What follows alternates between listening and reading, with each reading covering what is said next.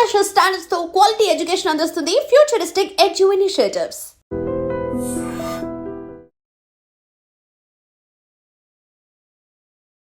నమస్తే, welcome to I dream social spotlight with కవిత.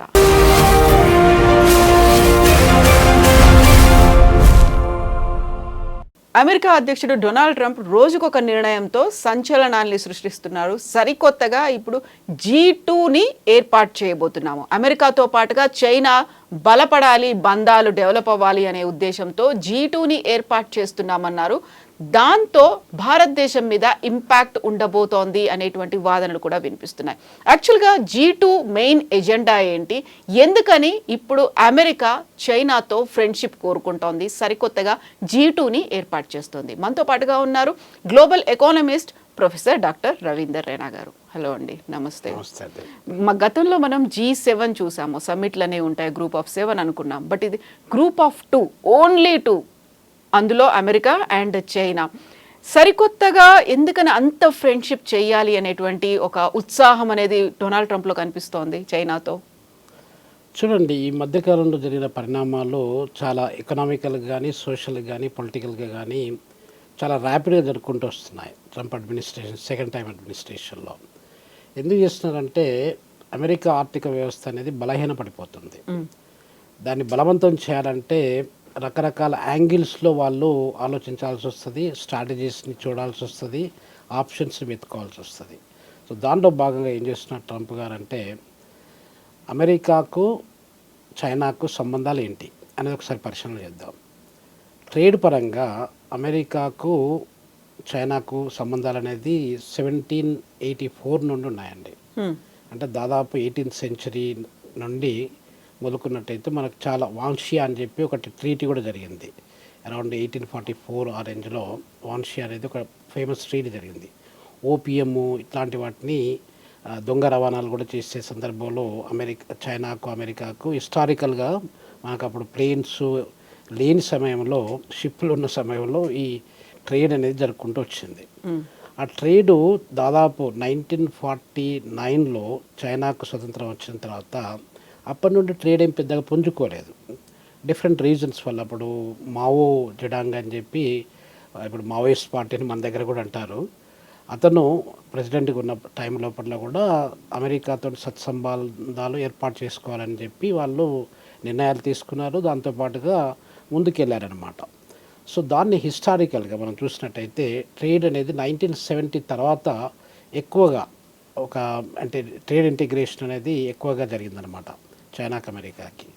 దానికంటే ముందు ఉన్నది పెద్దగా ఇంపాక్ట్ చూపించలేదు. మనకేదో అడపదడప వాళ్ళ అవసరానికి వీళ్ళు, వీళ్ళ అవసరానికి వాళ్ళు చేశారే తప్ప ఒక ఇంపాక్ట్ఫుల్ ట్రేడ్ అనేది ఈ రెండు కంట్రీల మధ్యన ఎక్కువగా జరగలేదన్నమాట. 1970 అంటే దాదాపు 55 ఇయర్స్తోని చూసుకున్నట్టయితే, ఆ 55 ఇయర్స్ నుండి ట్రేడ్ అనేది డిఫరెంట్ పేజెస్లలో ట్రేడ్ రిలేషన్షిప్ అనేది బాగా బిల్డప్ అవ్వకుండా వచ్చాయి. ఇప్పుడు ప్రస్తుత కాలంలో అంటే మనకిప్పుడు 2024-25 ఇయర్లో చూసుకున్నట్టయితే అమెరికా చైనాకి ఏమి ఎక్స్పోర్ట్ చేస్తుంది, దాని వాల్యూ ఎంత అని చూసుకున్నట్టయితే అరౌండ్ $143 బిలియన్ వర్త్ ఆఫ్ గూడ్స్ను చైనా అమెరికా నుండి దిగుమతి చేసుకుంటుంది, లేకపోతే అమెరికా చైనాకు ఎక్స్పోర్ట్ చేస్తుంది. అదర్ సైడ్ చూసుకున్నట్టయితే అంటే చైనా వాళ్ళు అమెరికాకి ఎంత ఎక్స్పోర్ట్ చేస్తున్నారు అంటే $582 బిలియన్ ఎక్స్పోర్ట్ చేస్తున్నారు. అంటే డిఫరెన్స్ ఎంత ఉన్నదో చూడండి మీరు. డిఫరెన్స్ చూసుకున్నట్టయితే approximately around $440 billion worth China వాళ్ళు అమెరికాకి ఎక్స్పోర్ట్ చేస్తున్నారు. అంటే China has got more trade surplus than America and many other countries. మన విషయంలో కూడా అంతే. సో ఈ ట్రేడ్ సర్ప్లస్ ఉన్నప్పుడు అంటే అమెరికాకు చైనాకు ఈ రెండు దేశాల మధ్యన ఎటువంటి ట్రేడ్ సంబంధాలు ఉన్నాయి, ఎలా ఉన్నాయి, ఎంత బలంగా ఉన్నాయి అనేది మనం ఈ రెండింటిని చూసుకుంటే అర్థమైపోతుంది. అంటే ట్రేడ్ బ్యాలెన్స్ సర్ప్లస్ ఎవరికి ఎక్కువ ఉంది అంటే చైనాకు ట్రేడ్ సర్ప్లస్ అమెరికాతో ట్రేడ్ చేయడం వల్ల ఎక్కువ ఉందండి. సో ఈ అంటే చైనాకు మంచి జరుగుతుంది అమెరికా కంటే ఎక్కువగా. సో ఇప్పుడు చైనా అంటే అమెరికాకు కూడా మంచి జరుగుతుంది. ఎందుకు మంచి జరుగుతుంది అంటే రకరకాల గూడ్స్ అండి, అది పెట్రోకెమికల్స్ కావచ్చు, ఫార్మాసిటికల్స్ కావచ్చు, కెమికల్స్ కావచ్చు, జెమ్స్ కావచ్చు, మన రకరకాల కమోడిటీస్, మైనింగ్ ప్రోడక్ట్స్ కావచ్చు, ఇవన్నీ కూడా అమెరికాకు చైనా ఎక్స్పోర్ట్ చేస్తూ వస్తుంది. ఇలా చేయడం వల్ల చాలా చీప్ కమోడిటీస్. చైనాలో కూడా మనకు 4-5 డిఫరెంట్ టైప్స్ ఆఫ్ కమోడిటీస్ ఉంటాయండి. క్లోతింగ్ కావచ్చు, ఆర్నమెంట్స్ కావచ్చు. ఆ 4-5 కేటగిరీస్లలో ఫస్ట్ 2 కేటగిరీస్ లో ఇన్కమ్ కంట్రీస్ కంటే ఆఫ్రికాకి, ఇండియాకి, వేరే ఇంకా ఇతరత్ర డెవలపింగ్ కంట్రీస్కి పంపించే గూడ్స్. 3-4-5 కమోడిటీస్ అనేది డిఫరెంట్ లెవెల్స్లో లగ్జరీస్ కమోడిటీస్ కూడా ఎక్స్పోర్ట్ చేస్తుంది. ఇప్పుడు నేను అమెరికాకు దాదాపు 2014-2015కి వెళ్ళినప్పుడు నేను నార్త్ కెరోలినా స్టేటు రాలేలో I was the visiting professor. North Carolina State యూనివర్సిటీలో విజిటింగ్ ప్రొఫెసర్. అక్కడ నేను కొన్ని బట్టలు కొనుక్కుందామని చెప్పి వెళ్ళానండి. బెల్ట్ కొనుక్కుందామని వెళ్ళాను. ఏం కొనుక్కున్నాను? చైనీస్ ప్రోడక్ట్స్ కొనుక్కున్నాను. Chinese belt made in China ఉంది, మామూలు బట్టలు కూడా మేడ్ ఇన్ చైనా ఉన్నాయి. వాటిని కొనుక్కున్నాను. ఎక్కడ కొనుక్కున్నాను? అమెరికాలో కొనుక్కున్నాను. అమెరికన్ ప్రోడక్ట్స్ కాదు అవి. సో అలా చూసుకున్నట్టయితే ఆ ట్రేడ్ అనేది చాలా వేగంగా పుంజుకుంది. అతి పెద్ద మొత్తంలో ట్రేడ్ ఇప్పుడు ప్రపంచంలో ఉన్నటువంటి చైనాకు జరిగే ట్రేడ్లో చూసుకున్నట్టయితే మేజర్ పార్ట్నర్ ఎవరంటే మళ్ళీ అమెరికా, యూరోపియన్ యూనియన్, ఏషియన్ అని చెప్పి association of south east Asian nations అని మనకు ఒక యూనియన్ ఉంది ఇక్కడ, ట్రేడ్ యూనియన్ అంటారు దాన్ని. అది మనం ఇండియా భాగం కాదు దానిలో. ఏషియన్ కంట్రీ అనేది head by or led by China. Indonesia ఉంది, ఫిలిప్పైన్స్ ఉంది, అట్లాంటి కంట్రీస్ ఏషియాను సౌత్ ఈస్ట్ ఏషియన్ నేషన్స్ కలిపి ఒక యూనియన్ను ఫామ్ చేసుకున్నారు. వాళ్ళు కూడా చైనాతో ఎక్కువ పెద్ద మొత్తంలో ట్రేడ్ చేసుకుంటున్నారు.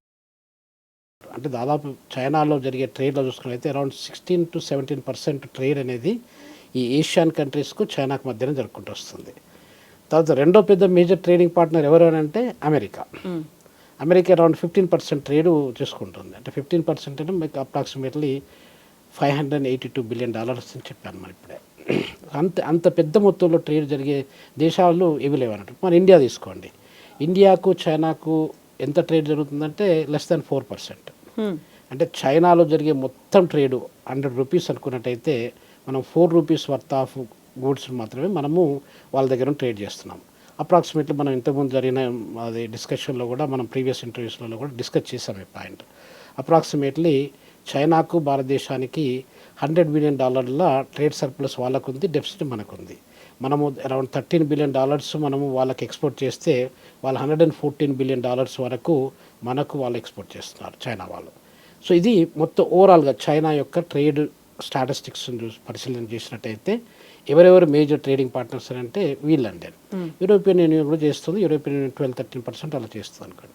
అయితే ఇప్పుడు ఈ అడ్వాంటేజ్ అనేది రెండు దేశాలకు ఉన్నాయి. ట్రేడ్ చేయడం వల్ల అడ్వాంటేజ్, ఎందుకంటే చైనా వాళ్ళు అంటే అమెరికా వాళ్ళు ప్రొడ్యూస్ చేయని కమోడిటీస్ని చైనా వాళ్ళకు తక్కువ రేట్లో వాళ్ళు ఎక్స్పోర్ట్ చేస్తున్నారు కాబట్టి వాళ్ళకు అనుకూలంగా ఉంది, వీళ్ళకు కూడా అనుకూలంగా ఉంది.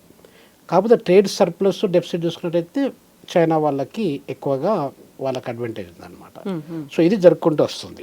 ఇప్పుడు ఏం జరుగుతుందంటే ఈ ట్రంప్ మొదటిసారి ఆయన పరిపాలనలోకి వచ్చినప్పుడు 2018లో మధ్యన బైడెన్ ఒకరే వచ్చారు.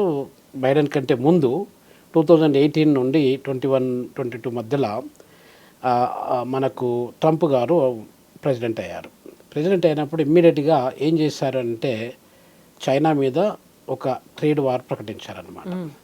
Tariff war. ఇప్పుడు మనకు ఇండియాకు అమెరికాకు కూడా ఈ ట్రేడ్ వార్ అనేది జరుపుకుంటూ వస్తుంది గత 3-4 నెలల నుండి. అదే ట్రేడ్ వార్ని అప్పుడు కూడా సేమ్ టెండెన్సీ ట్రంప్ గారిది. ఎలాంటి వెపన్స్ను మనం యూజ్ చేసుకోవచ్చు, ఏ రకంగా మన ట్రేడ్ పార్ట్నర్స్ను దెబ్బ కొట్టవచ్చు, వాళ్ళు మన మాట వినకపోతే వాళ్ళని ఏ రకంగా చెవు పిండి మనం ఏ రకంగా వాళ్ళను ఒప్పించవచ్చు అనే స్ట్రాటజీతోని అప్పుడు కూడా ఫస్ట్ ఆయన ట్రేడ్ వార్ స్టార్ట్ చేశారు. అంటే దాదాపు మీరు 2016 నుండి చూసుకున్నట్టయితే, అంటే దాదాపు 9-10 ఇయర్స్ నుండి చూసుకున్నట్టయితే కవిత గారు, చైనా అనేది రెండవ మేజర్ ఆర్థిక వ్యవస్థ ప్రపంచం మొత్తం మీద చూసుకున్నట్టయితే. ఇంకా వేరే బలమైన దేశము చైనా కంటే ఎక్కువ లేదు. ఇప్పుడు చైనా ఉన్ను అమెరికా రెండు కలుపుకుంటే almost 45% of the total income of the world is in 2 countries అండి. చూడండి, అంటే 45% నియర్లీ 50%. 50% ఆర్థిక వ్యవస్థ అనేది రెండు దేశాల మధ్యనే ఉంది. అటువంటిది చైనాను ఐసోలేట్ చేయడానికి అమెరికా సర్వ విధాలుగా ప్రయత్నం చేసింది ట్రంప్ ఫస్ట్ అడ్మినిస్ట్రేషన్లో. చేసినప్పుడు వాళ్ళకి యుద్ధ వాతావరణం అప్పటి నుండే అది కంటిన్యూ అవ్వకుండా వచ్చింది. బైడెన్ టైంలో కూడా పెద్దగా మేజర్ చేంజెస్ ఏం రాలేదు. డెమోక్రటిక్ గవర్నమెంట్, రిపబ్లిక్ గవర్నమెంట్ రెండు కూడా చైనాను ఐసోలేట్ చేయాలి. ఎందుకంటే ఐసోలేట్ చేయాలనుకున్నారంటే వాళ్ళు కవిత గారు, చైనా ప్రపంచంలో ఒక మేజర్ ఆర్థిక వ్యవస్థగా ఎదగడానికి ముందుకు వెళ్తుంది, చాలా స్పీడ్గా ముందుకు వెళ్తుంది. అది అమెరికా అనేది దాదాపు 154 సంవత్సరాల నుండి ప్రపంచంలో పెద్ద ఆర్థిక వ్యవస్థగా పేరు తెచ్చుకున్నటువంటి కంట్రీ. ఆ కంట్రీ యొక్క పొజిషన్ అది లూజ్ అవుతుందంటే ఎవరికి నచ్చుతుంది చెప్పండి? వాళ్ళు జీర్ణించుకోలేకపోయారు. సో కాబట్టి అంటే 2016 కంటే ముందు ఎప్పుడైతే జపాన్ రెండో వ్యవస్థగా ఆర్థిక వ్యవస్థగా ఉంటుండేది, దాన్ని కిక్అవుట్ చేసి చైనా టాప్ 3 టాప్ 4 ఎకనామీస్లో వస్తుందో అప్పటి నుండే అమెరికన్స్కి భయం పట్టుకుంటూ వచ్చింది. సో దాంట్లో భాగంగా ఇప్పుడు మొత్తం ప్రపంచ ఆర్థిక వ్యవస్థను చూసుకున్నట్టయితే కవిత గారు, మనకు $100 ట్రిలియన్ ఇన్కమ్ ఉందనుకోండి. $100 ట్రిలియన్ మనకు అప్రాక్సిమేట్లీ 26% అమెరికన్స్ కాంట్రిబ్యూట్ చేస్తున్నారు, నియర్లీ 19% చైనీస్ కాంట్రిబ్యూట్ చేస్తున్నారు. మీరు ఆలోచించండి. అంటే ఇప్పుడు నేను చెప్పిన 45% క్యాలిక్యులేట్ చేసినట్టయితే 45% రెండు ఎకనామీలు వస్తుంది. థర్డ్ లార్జెస్ట్ ఎకనామీ ఏదండి? జర్మనీ. ఎంత కాంట్రిబ్యూట్ చేస్తుంది? <4%. మనం కూడా <4% కాంట్రిబ్యూట్ చేస్తాం, 3.5% ఆ విధంగా కాంట్రిబ్యూట్ చేస్తాం. అంటే మనకు చైనాకు వాళ్ళు 19 చేస్తే మనము 4% దగ్గరలో ఉన్నాం. అంటే ఇట్లాంటి డీవియేషన్స్ ఉన్నప్పుడు పెద్ద ఆర్థిక వ్యవస్థలు ఎవరు అంటే అమెరికాను చైనా మాత్రమే. సో ఈ రెండు ఆర్థిక వ్యవస్థలను ఒకరు టిట్ ఫర్ టాట్, ఏ రకంగా మనల్ని ఒకరిని దెబ్బతీసినట్టయితే వాళ్ళు మళ్ళీ తిరిగి కోలుకోకుండా వాళ్ళని మనము ఏ రకంగా కంట్రోల్ చేసుకోవచ్చు అనే ఉద్దేశంతో చేసుకుంటూ వస్తాం. ఇప్పుడు గ్రూప్ ఆఫ్ 2 అనేది మనం బలపడదాము అనే ఉద్దేశంతో పెట్టుకుంది కదా. మీరు వాడికి ఒకదాని మీద ఒకటి దెబ్బ తీయడానికి అంటే కాంట్రాస్ట్ కనిపిస్తుంది కదా, ఎలా యాక్సెప్ట్ చేస్తుంది చైనా అయినా? అదే దాంట్లో భాగంగా కవిత గారు ఇప్పుడు లేటెస్ట్ డెవలప్మెంట్స్, మొన్న ట్రంప్ గారు ఒకటి అపెక్ మీటింగ్ అని వెళ్ళారు. అది Asia Pacific economic committee economic summit south కొరియాలో జరిగింది జస్ట్ ఒక 1 వీక్ బ్యాక్. దాంట్లో చైనాకు కొంచెము సపోర్టివ్గా మొన్నటి వరకు అంటే ఒక ఫ్యూ మంత్స్ బ్యాక్ చైనా అంటే మళ్ళీ సేమ్ అదే టెండెన్సీ, అంటే 2018 ఫస్ట్ అడ్మినిస్ట్రేషన్లో ఏమైతే చేశాడో ట్రంప్ గారు అగైన్స్ట్ చైనా, అదే టెండెన్సీని మళ్ళీ తీసుకొచ్చాడు అనమాట. ఆయిల్స్ మీద రెస్ట్రిక్ట్ చేయడము, ఇంతకంటే అంత ఎక్కువ పర్చేజ్ చేయదని చెప్పి రెస్ట్రిక్షన్ చేయడము. రష్యా మీద కూడా రష్యాలో almost 49% of the total oil exports అనేది చైనా ఒకటే కొనుక్కుంటుందండి. మనము అరౌండ్ 38% మనం కొనుక్కుంటాము. చైనాను రెస్ట్రిక్ట్ చేయకుండా మన మీద రెస్ట్రిక్షన్ పెట్టుకుంటూ వచ్చాడు, 50% టారిఫ్స్ అని చెప్పి మనం మాట్లాడుకున్నాం ఇంతకుముందు. ఇప్పుడు మళ్ళీ ప్లేట్ ఫిరాయిస్తుంది అనమాట. చైనా అనేది చేంజ్ అవుతూ వస్తుంది. ఎందుకు చేంజ్ అవుతుంది అంటే కవిత గారు, ఇప్పుడు ప్రపంచంలో 3వ ఆర్థిక వ్యవస్థగా భారత్ కూడా ఎదుర్కొంటూ వస్తుంది. అంటే ఇప్పుడు ప్రపంచంలో పెద్ద దేశాలు ఏంటి ఆర్థికంగానంటే, ఫస్ట్ అమెరికా, 2 చైనా, 3 ఇండియా కావడానికి అంటే ఎంతో దూరం పట్టదు టైం. దాదాపు ఇప్పుడు 2025లో ఉన్నాము, 2030-31 మధ్యలో ఎనీ టైం ఇప్పుడు 2-3 ఇయర్స్ టైం లోపల జర్మనీకి మనకు పెద్ద తేడా లేదండి. జర్మనీ దాదాపు $4.4 ట్రిలియన్ ఉంటే మనం $4.2 ట్రిలియన్ ఉన్నాం. అంటే $200 బిలియన్ తేడాతోనే ఉన్నాం అనమాట. సో 5 ట్రిలియన్ ఎకానమీగా ఎదగాలి అనేది అసలు మనకు యాక్చువల్గా 2025లో టార్గెట్ అండి. అది 2025లో మనం మీట్ కాలేదు. అది $5 ట్రిలియన్ మనము మనం నవంబర్ డిసెంబర్ అంటే ఇంకా 2 months కూడా లేదు. ఈ 2 months లోపల మనం 4.2 నుండి $5 ట్రిలియన్ కావాలనేది అసాధ్యం. అది ఒకవేళ మనం 2030 వరకు అంటే ఇంకొక 4-5 years తర్వాత మనం అది జరగవచ్చు, ఇంకో 1 year తర్వాత జరగవచ్చు, 2 years తర్వాత జరగవచ్చు. జర్మనీ అనేది చాలా పవర్ఫుల్ ఎకానమీ ఉంది. ఒకప్పుడు అది జర్మనీ 2005 కంటే ముందు, ఒక 20 years కంటే ముందు అది 8-9% of the total income of the world 8-9% contribute చేసేది. ఇప్పుడు హాఫ్ కంటే ఎక్కువ తగ్గిపోయిందండి. మనకు జపాన్ను చూసుకున్నట్టయితే హిస్టారికల్గా జపాన్ కూడా 17%, ఇప్పుడు చైనా ఎంతైతే కాంట్రిబ్యూట్ చేస్తుందో ఆ రేంజ్లో జపాన్ కూడా కాంట్రిబ్యూట్ చేస్తుంది. ఇప్పుడు జపాను 3-3.5% తగ్గిపోయిందండి. అంటే జపాన్ మనం బీట్ చేసి మనం 4th లార్జెస్ట్ ఎకానమీ అవుతామని చెప్పి జపాన్ అనుకోలేదు, ఇండియా కూడా అనుకోలేదు, జరిగింది అది. సో ఇట్లాంటి చేంజెస్ గ్లోబల్ ఎకనామిక్ ఆర్డర్లో కానీ గ్లోబల్ ఎకనామిక్ స్ట్రక్చర్లో కానీ జరుపుకుంటూ వస్తున్నాయి. ఈ పరిణామాలతో వాళ్ళు ముందు జాగ్రత్తగా ఏం చేస్తున్నారంటే, ఇప్పుడు మళ్ళీ ఇంకా ఆల్టర్నేటివ్ ఏంటి వాళ్ళకి, అమెరికాకి ఆల్టర్నేటివ్ ఏంటంటే చైనాతో మనం కొట్లాట పెట్టుకోకూడదు, కాన్ఫ్లిక్ట్ చేసుకోకూడదు. వాళ్లకు మనకు సత్సంబాలు ఏర్పాటు చేసుకున్నట్టయితే మనం 2 గ్రో కావడానికి ఆస్కారం ఉంటుంది. ఆ 2 గ్రో అయినప్పుడు ఏమవుతుందంటే ఎవరికి దెబ్బ పడుతుంది, డైరెక్ట్గా కానీ ఇండైరెక్ట్గా కానీ ఇండియాకు దెబ్బపడడానికి ఆస్కారం ఉంది. ఇప్పుడు ట్రంప్ గారు సర్వ విధాలుగా ప్రయత్నం చేసుకుంటూ వచ్చారు. ఏంది, మీరు రష్యా నుండి ఆయిల్ కొనడం మానేయండి, మీరు రష్యా నుండి ఆయిల్ కొనకపోతే మీ దగ్గర 50% టారిఫ్స్ పెట్టి అది చేస్తామని చెప్పి బెదిరించుకుంటూ వచ్చాడు. అయినా కూడా మనం ఒప్పుకోలేదు. ఆ యొక్క అది ఆ కోపం అనేది అలా ఉండిపోతుంది. ఇప్పుడు అది మొన్న మనం ఈ మధ్య కాలంలో చూసినట్టు ట్రెండ్, మీకు 25% టారిఫ్స్ అది ఆల్మోస్ట్ 16% తగ్గిస్తామని కూడా చెప్పుకుంటూ వచ్చాడు. అదే ట్రెండ్ ఇప్పుడు 50% tariffs already 57% tariffs already China మీద అమెరికా ఇంపోజ్ చేసింది. వాళ్ళు ప్రస్తుతం వాళ్ళ ఎక్స్పోర్ట్ వాల్యూని చూసుకున్నట్టయితే ఆ ఎక్స్పోర్ట్లో 57% టారిఫ్స్ చైనా వాళ్ళు అమెరికాకు పే చేస్తున్నారు.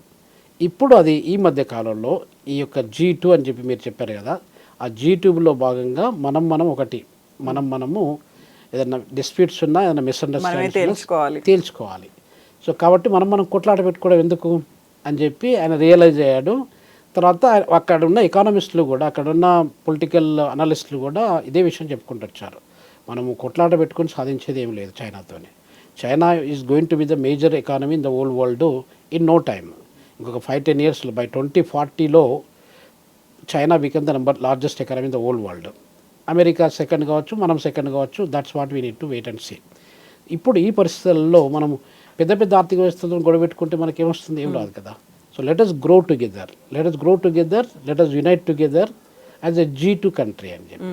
G2 కంట్రీ అనేది ఒక కాన్సెప్ట్ లేదు ఇప్పటివరకు. మనం ఇప్పుడు G8 కంట్రీస్ అనేది ఉంటున్నది, రష్యా G8 కంట్రీస్ అనేది G7 ఉండేది ఫస్ట్ స్టార్టింగ్లో 1970s ఆ రేంజ్లో. G7 స్టార్ట్ అయిపోయి G8 రష్యాని కూడా దానిలో బాగా తీసుకున్నారు, మళ్ళీ రష్యాని తీసేశారు. సో ఇప్పుడు మళ్ళీ G7 ఉన్నాయన్నమాట. G7 ఉంది, G20 కూడా ఉంది. G20లో మనము కూడా మెంబర్సమే, సౌత్ ఆఫ్రికా కూడా మెంబరే, ఈ రకంగా చూసుకుంటే ఇండోనేషియా కూడా మెంబరే. సో ఇట్లా G20 అనేది, G2 అనేది ఏది లేదండి. G2 మనము క్వాడ్ గురించి కూడా ఇంతకుముందు డిస్కస్ చేసాము.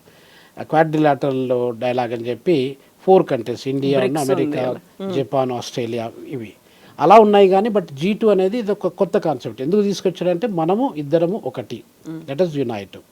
ఆ సాలిడారిటీ, ఆ యూనిటీతోని let us try to grow together hand in hand అనే ఉద్దేశంతో G2 అనేది మాటల్లో చెప్పారు. కానీ దానికి ఒక ఫార్మేషన్ కానీ, ఒక రకమైన ఏజెండా కానీ, ఒక స్ట్రాటజీ కానీ, ఒక కీ ఆబ్జెక్టివ్ కానీ ఇంకేం సెట్ చేయలేదండి. So win to win situation అనేది అక్కడ అమెరికా కావచ్చు, చైనా అనుకుంటున్నప్పుడు, అమెరికా మన మీద అంత టారిఫ్లు విధించింది, 25% నుంచి 50%కు పెంచిన తర్వాత చైనానే మన దగ్గరకు వచ్చింది, మనం కలిసి ఎదగాలి, వాడికి లొంగిపోకూడదు, టారిఫ్లకి భయపడొద్దు అనే మాట. మన భారతదేశాన్ని ఒక ఏనుగుతో పోలుస్తూ ఎలిఫెంట్ అండ్ డ్రాగన్ రెండూ కలిసి ముందుకు వెళ్ళాలి అనేటువంటి మాట చైనా చెప్పింది. At the same time America కూడా చెప్తోంది చైనా వల్ల భారతదేశానికి ముప్పు ఉంది, చైనా న్యూక్లియర్ టెస్టులు చేస్తోంది అనేది. రెండు దేశాలకి డబుల్ స్టాండర్డ్స్ అనేవి కనిపిస్తున్నాయి కాబట్టి భారతదేశం మీద ఆబ్వియస్గా ఇంపాక్ట్ ఉండబోతుంది. భారతదేశం ఎలాంటి రోల్ ప్లే చేస్తుంది అంటారు? స్ట్రాటజీ ఎలా ఉండబోతుంది? చూడండి, ఈ రెండు దేశాలు కూడా మనకు ముందు ఎప్పుడైనా కూడా వాళ్ళు మనకు ఆప్త మిత్రులు, వాళ్ళ మీద మనం నమ్మకం పెట్టుకోవచ్చు, వాళ్ళ మీద మనం డిపెండ్ కావచ్చు. ఏదన్నా కష్టకాలంలో వీళ్ళు మా దోస్తులు, వీళ్ళను మనం ఎప్పుడంటప్పుడు నమ్మొచ్చు, వాళ్ళ డోర్ నాక్ చేసి ఈ హెల్ప్ మాకు కావాలని చెప్పి అడగచ్చు అనేది అయితే కనిపించట్లేదండి. హిస్టారికల్గా మనం చూసుకున్నట్టయితే చైనాకు మనకు ముందు నుండి సంబంధాలు, ఇప్పుడు చైనా, ఇండియా అనేది పర్మనెంట్ నైబర్స్. ఈరోజు మీకు నాకు నచ్చకపోతే మనం ఉన్న కరెంటు ఏరియాలో జూబ్లీహిల్స్లో కానీ, లేకపోతే బంజారాహిల్స్లో కానీ ఇక్కడ నుండి మీకు నచ్చకపోతే ఇంకెక్కడికైనా వెళ్ళిపోవచ్చు. కానీ చైనా మనల్ని వదిలేసి వెళ్ళిపోలేదు, ఇండియా చైనాను కూడా వదిలి వెళ్ళలేదు. మనం పర్మనెంట్ నైబర్స్, అన్అవాయిడబుల్గా కలిసి ఉండాల్సిందే. సో వాళ్ళతోని మన ఇద్దరము అంటే చైనా, ఇండియా రెండు దేశాలు కలిసి కట్టుగా పనిచేసినట్టయితే ప్రపంచాన్ని అంతా శాసించవచ్చు. ఇప్పుడు మనకు America is going to be nothing. ఇప్పుడు చైనా, ఇండియా రెండు కలిసినట్టయితే ఆర్థిక పరంగా almost we're going to be equal to అమెరికాకు దగ్గరలో వస్తాం. అంటే పర్ఫెక్ట్గా దగ్గరలో కాకుండా బట్ రిలేటివ్లీ దగ్గరలోకి వస్తాము. ఒకరోజు కాకపోతే ఒకరోజు, ఇంకా వచ్చే 2-3 years లోపల we will be more than what America is today. అది ఎప్పుడు జరుగుతుంది? ఇద్దరు లీడర్స్ కానీ, రెండు దేశాలు కానీ వచ్చి వాళ్ళ ఇప్పుడు బార్డర్ డిస్ప్యూట్స్ ఉన్నాయండి మనకు. వాళ్ళకి 38,000 square kilometers ఆఫ్ ల్యాండ్ను, మన భారతదేశ ల్యాండ్ను చైనా వాళ్ళు ఆక్రమించుకున్నారు. సో ఈ డిఫరెన్సెస్ 38,000 అంటే ఎంత అయింది? దాదాపు ఒక 50-60 సింగపూర్ కంట్రీస్ని దానిలో పెట్టచ్చు మీరు. కువైట్ లాంటి దేశాలని 2-3 దేశాలను అలా పెట్టచ్చు. ఖతార్ లాంటి దేశాలను కూడా ఎన్నో దేశాలు పెట్టచ్చు. మారిషస్ లాంటి దేశాలని కూడా దాదాపు 20 మారిషస్ దేశాలని మనము ఆ భూభాగంలో పెట్టచ్చు. అంటే అంత భూభాగాన్ని వాళ్ళు ఆక్రమించుకున్న తర్వాత కూడా మనం ఇప్పటివరకు ఆ డిస్ప్యూట్స్ సెటిల్ చేసుకోలేదు. అరుణాచల్ ప్రదేశ్ మాది, లడఖ్లో ఉన్నటువంటి జమ్మూ కాశ్మీర్ మాది. ఈ మధ్యకాలంలో రకరకాలుగా 4-5 ఇయర్స్ మనం చూసుకున్నట్టయితే వాళ్ళు రకరకాలుగా ఏదో ఒకటి మనల్ని స్టిమ్యులేట్ చేయడము, అగ్రెసివ్గా మన బార్డర్ విలేజెస్ని ఆక్రమించుకోవడం ఇవన్నీ చేసుకుంటూ వస్తున్నారు. ఇవి కాకుండా ఒక బార్డర్ ప్రాపర్గా ఫిక్స్ చేసుకొని, మన బార్డర్ మన ల్యాండ్ ఎంత అనేది మనకు తెలుసు, వాళ్ళకు తెలుసు. అది ఫిక్స్ చేసుకొని ఆ బార్డర్ డిస్ప్యూట్స్ని క్లియర్గా మనం సాల్వ్ చేసుకొని ట్రేడ్ పరంగా ఇంతకుముందు నేను చెప్పినట్టుగా వాళ్ళకంటే మనకు తక్కువ అడ్వాంటేజ్ ఉంది. అంటే వాళ్ళకు మనకు $100 బిలియన్ ట్రేడ్ సర్ప్లస్ చైనీస్కి ఉంది. అంటే ఎవరికి చైనా గ్రో కావడానికి ఎవరు హెల్ప్ చేస్తున్నారు? భారతదేశం హెల్ప్ చేస్తుంది. అది వాళ్ళు గుర్తించాలి. గుర్తించి ఈ డిఫరెన్సెస్ డిస్ప్యూట్స్ ఏదైతే ఉన్నాయో అవి మనం సెటిల్ చేసుకొని మనము ఈ రకంగా మనం కలిసి పని చేసుకోవాలి అని చెప్పి ఇద్దరు ఒకటైనట్టయితే అమెరికాను మనం శాసించవచ్చు, ప్రపంచ దేశాలన్నింటిని కూడా మనం శాసించవచ్చు. కాకపోతే అది సాధ్యమయ్యే పరిస్థితులు అయితే కనిపించట్లేదు. సాధ్యం ఎప్పుడైతుందండి? ఇప్పుడు ట్రస్ట్ ఇంపార్టెంట్. ఆ ట్రస్ట్ అనేది ఈ రెండు దేశాల మధ్యన పరిపూర్తిగా లేదు. ఇప్పుడు మనకు లాస్ట్ టైము 1.5 months బ్యాక్ మనకు అక్కడ షంఘై కార్పొరేషన్ ఆర్గనైజేషన్ అనేది మీటింగ్ జరిగింది. మోడీ గారు అక్కడికి వెళ్ళారు. సో అప్పుడు అట్లాంటి సందర్భంలో ఏదైనా డిస్ప్యూట్స్ ఉన్నప్పుడు ఏదైనా separate bilateral meeting, bilateral agreements అని చేసుకున్నట్టయితే మన రెండు దేశాలు కలిసికట్టుగా ఒక 1-2 days కూర్చొని మాట్లాడుకుంటే సెటిల్ అయిపోతాయి. ఎంత బద్ధ శత్రువు అయినా కూడా కవిత గారు మనము ఒక మిస్అండర్స్టాండింగ్స్ క్లియర్ చేసుకొని ఆ అండర్స్టాండింగ్ తెచ్చుకున్నట్టయితే అందరం కూడా మళ్ళీ ఫ్రెండ్ కావడానికి ఆస్కారం ఉంటుంది. సో అది చైనాకు మనకు ఎప్పుడు జరగలేదు. సో జరిగినట్టయితే మనకు అడ్వాంటేజ్, వాళ్ళకు కూడా అడ్వాంటేజ్. అమెరికా లాంటి దేశాలకు, యూరోప్ లాంటి దేశాలకు, ఆస్ట్రేలియా లాంటి దేశాలకు కొంచెం ఒక పిడుగు లాంటి వార్త అన్నమాట. ఇప్పుడు మనకు ఈ రెండు దేశాలు కలిసి ఉన్నట్టయితే మనకు ఏ రకంగా దాని యొక్క ఇంపాక్ట్ అనేది ఏ రకంగా ఉంటుంది అనేది మనం ఆలోచన చేయాలి. తప్పకుండా గ్రేటర్ ఇంపాక్ట్ ఉంటుందంటే ఎకనామికల్ కానీ మన ఆ రెండు దేశాలు పవర్ఫుల్ దేశాలు ఒకటైనప్పుడు మళ్ళీ తర్వాత పవర్ఫుల్ మనమే కదా. జర్మనీ అంటే జర్మనీ పక్కకు పెట్టేద్దాం మనం. మన తర్వాత ఏంటి పవర్ఫుల్ అంటే ఇప్పుడు చైనా వాళ్ళు ప్రయత్నం చేస్తారు ఇండియా మీద దెబ్బ కొట్టాలని చెప్పి, అమెరికాకు కూడా వాళ్ళు ప్రయత్నం చేస్తారు ఇండియా మా మాట వినట్లేదని చెప్పి. సో ఇట్లాంటి సందర్భంలో ఎవరికి ఎక్కువ దెబ్బ పడుతుంది అంటే ఇండియా మీద పడుతుంది. సో కాబట్టి మనము తూచి అడిగేసి ఇద్దరి మధ్యన కూడా డిప్లొమాటిక్ రిలేషన్షిప్స్ను మెయింటైన్ చేయాల్సిన అవసరం ఉంది. సో ఆ విషయంలో మనం ఆచితూచి అడిగేయాల్సిన అవసరం చాలా ఉందండి. సో ఇప్పుడు ట్రేడ్ డీల్స్ కుదుర్చుకోవాలి అనేటువంటి మాటని భారతదేశంలో మేము ఇంక్లూడ్ చేయబోతున్నాం. ఇప్పటిదాకా ఉన్నటువంటి 50% టారిఫ్ను తగ్గించి 15% తీసుకొస్తాము, ఎవరిని మేము దూరం చేసుకోదలుచుకోలేదు అనేటువంటి మాట డొనాల్డ్ ట్రంప్ దగ్గర నుంచి వస్తుంది. At the same time SCO summit కూడా మనం వెళ్ళినప్పుడు చైనా అండ్ రష్యాతో కలిసి మనం ఒక శక్తిగా ఏర్పడబోతున్నాము అనేటువంటి వాదనలు, ఇవన్నీ మాటలు వినిపించిన తర్వాత G2 అనేది మాత్రమే ఎమర్జ్ అవుతూ కనిపిస్తోంది. అంటే జాగ్రత్త పడాల్సినటువంటి అవసరం ఉందంటారా, లేకపోతే సమదూరం సమన్యాయం అన్నట్టుగా ఇలాగే ఎలా అయితే న్యూట్రల్గా ఉన్నామో అలాగే కంటిన్యూ అవుతుందా భారతదేశం? చూడండి, గత 2 నెలల్లో పరిణామాలను చూసుకున్నట్టయితే కవిత గారు, ఇప్పుడు ట్రంప్ సర్వ విధాలుగా ప్రయత్నం చేస్తున్నాడు. ఆయన మాటను ఎలాగైనా నెగ్గించుకోవాలి అనేది ఒక మొండి పట్టుతోని సర్వ విధాలుగా పనిచేస్తున్నాడు. ఆయన టార్గెట్ ఏం చేశాడు ఇండియా మీద అంటే, అక్కడ మీరు ఆయిల్ కొనడం ఆపేయండి, మనం రష్యాను ఐసోలేట్ చేద్దాము, తర్వాత ఉక్రెయిన్ మధ్యన రష్యా మధ్యన జరిగే యుద్ధాన్ని ఆపేద్దాం అని చెప్పి సర్వదేశంగా ప్రయత్నిస్తున్నారు. అది వర్కౌట్ కాలేదు. వర్కౌట్ కాకపోతే ఇండియాకును ఇప్పుడు అమెరికాకు ఆ సంబంధాలు అనేది డీవియేట్ అయిపోకుంటూ వస్తున్నాయి. ఆ డిఫరెన్సెస్ వల్ల మనకంటే ఎక్కువగా నష్టము అమెరికా మీద పడడానికి ఆస్కారం ఉంది. సో కాబట్టి మళ్ళీ దాన్ని ఆలోచనను మళ్ళీ రీథింక్ చేసి మోడీకి ఒక 4-5 సార్లు ఫోన్ చేసి మనం అంతా ఫ్రెండ్స్, మీరు గొప్ప వ్యక్తులు, గొప్ప లీడర్సు, మనం కలిసి కట్టుకుందామని చెప్పి ఆ రకంగా ప్రయత్నం చేసుకుంటూ వచ్చాడు. అప్పుడు ట్రేడు మనకున్నటువంటి టారిఫ్స్ 25% ఉన్న టారిఫ్ను 16%కు తగ్గిస్తారని కూడా మనకు ఈ మధ్య కాలంలో డెవలప్మెంట్స్ వచ్చాయి. 50% నేను పెంచుతానన్న మాట పక్క పెట్టండి, ఉన్న 25%లో 16% తగ్గిస్తాను అని చెప్పుకుంటూ వచ్చాడు. ఇలా చేయడం వల్ల మనకు ఒక రకమైన అంటే మేము ఒకటే అని చెప్పి మనకు ఆ నమ్మకాన్ని క్రియేట్ చేసుకుంటూ వచ్చాడు. అలాగే అదే టైం లోపట్ల చైనా నువ్వు నేను ఒకటే అని చెప్పి చేసినప్పుడు ఏమవుతుందంటే వాళ్ళిద్దరూ మనకు ఒక రకంగా శత్రువులు అన్నట్టే లెక్క. అమెరికా శత్రువే, తర్వాత మన చైనా కూడా మనకు శత్రువే. ఆ శత్రువు అనేది ఒక మన ఏమంటారు మేకవన్నె పులిలాగా, అది మనకు చూడడానికి ఫ్రెండ్ లాగా కనిపిస్తాడు, అంతే ఒక మాస్క్లో, అంటే ఫ్రెండ్ మాస్క్లో ఉన్నటువంటి శత్రువు అనమాట. అలా ఉన్నప్పుడు ఏమవుతుందంటే శత్రువు అనేది వాళ్ళకు ఒక భయము, భారతదేశం అంటే ఒక భయము, ఆ భయంతో వాళ్ళు చేసేటువంటి పన్నాగాలన్నమాట. ఇలాంటి సందర్భంలో ఈ రెండు దేశాలు కలిసినప్పుడు భారతదేశం మీద తప్పకుండా ఒక నెగటివ్ ఇంపాక్ట్ అనేది క్రియేట్ కావడానికి ఆస్కారం ఉంటుంది. మనం చాలా చాలా జాగ్రత్తగా ఉండాల్సిన అవసరం కూడా ఎంతైనా ఉన్నదన్నమాట. ఇప్పుడు ఆర్థిక పరంగా వాళ్ళు ఎలాంటి గేమ్స్ అన్నీ కూడా ప్లే చేయొచ్చు. మనము మన యొక్క ఆర్థిక పరంగా చూసుకున్నట్టయితే కవిత గారు, అంటే ట్రేడ్ పరంగా చూసుకున్నట్టయితే అమెరికాకు మనకు more than $80 billion trade surplus మనకు ఉంది. సో అలాంటప్పుడు అంటే మీరు $120 బిలియన్ పైన మనము వాళ్ళకి ఎక్స్పోర్ట్ చేస్తూ ఉంటే మనం వాళ్ళ దగ్గర నుండి 41 బిలియన్స్ మాత్రం ఇంపోర్ట్ చేసుకున్నాం. ఆ డిఫరెన్స్ చూసుకున్నట్టయితే $82 బిలియన్ మనం ట్రేడ్ సర్ప్లస్ ఉంది. ఇలాంటి సందర్భంలో మనకు ఇట్లాంటి అన్ని వీళ్ళిద్దరు కలిసి చేసినప్పుడు ఏదో రకంగా చలో మీరు నేను ఒకటైనా కాబట్టి మనకు నెక్స్ట్ టార్గెట్ ఏంటి, ఇండియా, లెటెస్ట్ టార్గెట్ ఇండియా అని చెప్పడానికి ఆస్కారం ఉంటుంది. సో కాబట్టి ఇప్పుడు ప్రస్తుత పరిస్థితులలో కూడా ఇండియా అనేది చాలా, ఇండియన్ పాలిటిక్స్ అన్నా ఇండియన్ లీడర్షిప్ అన్నా కూడా ఈ రెండు కంట్రీస్కు మింగుడు పడట్లేదు. సో మింగుడు పడినప్పుడు ఏదైనా కూడా వాళ్ళు ఎలాంటి హార్మ్స్ అయినా కూడా చేయడానికి ఆస్కారం ఉంటుంది.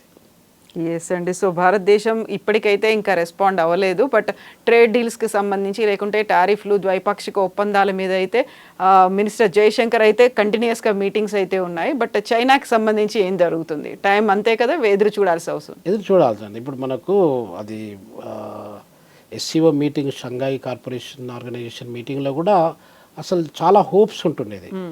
SCO మీటింగ్లో ఏం జరిగింది, ఎందుకు జరిగింది, ఎవరికి అడ్వాంటేజ్ అయింది అనేది మనము చెప్పలేకుండా ఉందన్నమాట. అంటే ఒక కన్ఫ్యూజన్ స్టేట్ ఆఫ్ మైండ్లో ఉందన్నమాట. ఇప్పుడు జరిగినటువంటి పరిణామాల వల్ల కవిత గారు మనకు అమెరికాకును చైనాకు ఉన్నటువంటి సత్సంబాలు ఎంతకాలం ఉంటాయని కూడా మనం చెప్పలేము. ఎందుకంటే ఇట్లాంటి ట్రేడ్ రిలేషన్ ఇప్పుడు మీకు దాదాపు 1784 నుండి చూసుకున్నట్టయితే, 1784 అంటే మీరు ఆల్మోస్ట్ 250 ఇయర్స్ కింద నుండి చూసుకున్నట్టయితే అప్పటికిప్పటికీ మనకు ట్రేడ్ రిలేషన్స్ ఎలా అప్స్ అండ్ డౌన్స్ అవ్వకుండా వచ్చాయి అనేది చూసుకుంటే చాలా డీటెయిల్గా మనం చర్చ చేసుకోవచ్చు దాని గురించి, చైనాకు అమెరికాకి. సో అలా ట్రేడ్ డీల్స్ అనేది ఇప్పుడు ట్రంప్ గారు ఫస్ట్ టైం ప్రెసిడెంట్గా ఉన్నప్పుడు కూడా చైనాని టార్గెట్ చేశారు.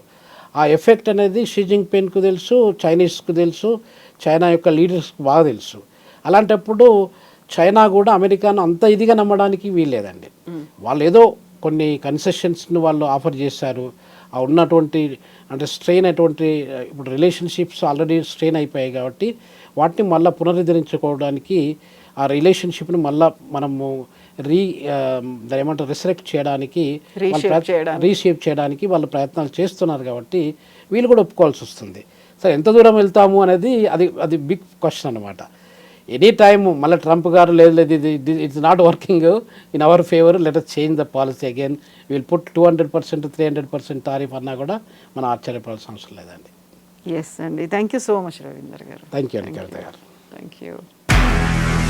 నిజంగా ప్రస్తుతం ఉన్నటువంటి సమాజం దేనికి ప్రయారిటీ ఇస్తుంది? ఆర్థిక సంబంధాల చుట్టూ మాత్రమే తిరుగుతుంది. మళ్ళీ ఎన్నికలంగానే చాలా విరక్తి కలుగుతాను. మంచి అనిపిస్తుంది కదా, లేడీస్ కూడా ఛాలెంజింగ్ జాబ్స్ చేసినప్పుడు చాలా బాగుంటది. ట్రాఫిక్ అసిస్టెంట్స్ గా నియమించిన ట్రాన్స్జెండర్స్ అందరితో సాల్యూట్ చేయించుకుంటున్నారు. ఫుడ్ డెలివరీ ఇవ్వటానికి వెళ్ళినటువంటి డెలివరీ బాయ్ అనిల్ పై కళ్ళ ముందు పెళ్ళండి